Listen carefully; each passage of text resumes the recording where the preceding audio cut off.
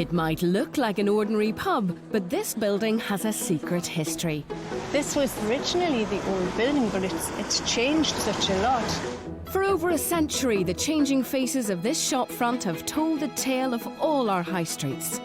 Woolworths was my first job, and yes, I worked for Woolworths for 35 years. This is the story of number 63 Shields Road in Byker, Newcastle upon Tyne, told by those who know it best. Really felt as though we'd hit the big time, really, having a place like this. Our story starts over 100 years ago, a time when independent retailers were the backbone of our town centres. At number 63 stood Bevins department store. Bevins was the anchor of Byker Shields Road, and it was very much the kind of main retail centre of Newcastle outside their city itself. Sheila Glennie was just 16 when she started work in the baby department. Oh, wow. That's the old door where we used to come in. And this was the old storehouse. I had to walk all the way through here. There used to be piles of mattresses over there, and the lads used to crouch down behind those mattresses, jump out on us. Had a lot of fun over here. In 1955, with the British economy enjoying a post-war boom, Bevins moved to these bigger premises next door, leaving the coast clear for a colourful newcomer. That's the value of your Woolworths store today. So Woolworths was really the Poundland of its day, and it gave the baby boomer generation a place where they could go to pick up quality, fancy goods at fantastic prices. We managed to track down Sheila Skellum, who was just 15 when she started work on the Woolies sweet counter. God, this is the Woolworths I remember. This was my sweet counter. I remember it well. We used to freeze to death sometimes, and we used to stand here and get really hot. For 30 years, Woolies thrived at number 63, but the good times were about to come to an end.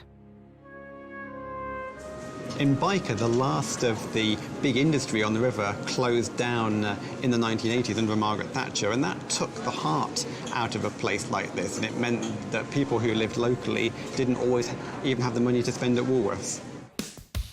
But the Thatcher years created winners as well as losers, as the Right to Buy scheme created a new generation of homeowners.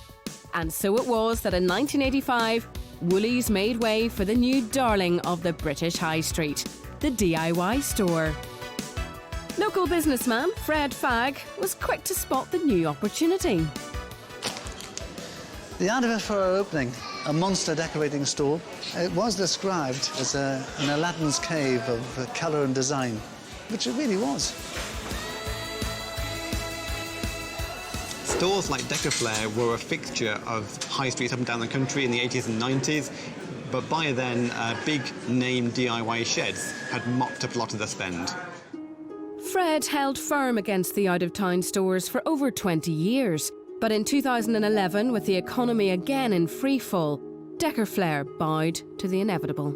Britain slid into its first double-dip recession since the 70s, and charity shops thrived with a 28.5% increase across the UK. Shields Road was no exception. As Decorflair moved out of number 63, the YMCA moved in. Without the YMCA being here at that time, it would have been a lot harder for the community. So I do feel as though it played a crucial part at that time. Then 6 years ago, with the economy slowly recovering, number 63 welcomed its latest and current custodian. We're really glad that we can keep the building up and running in Byker. We're really proud of the history that the building has and very excited for its future. For over a century, the changing faces of this ordinary building have held up a mirror to our changing times.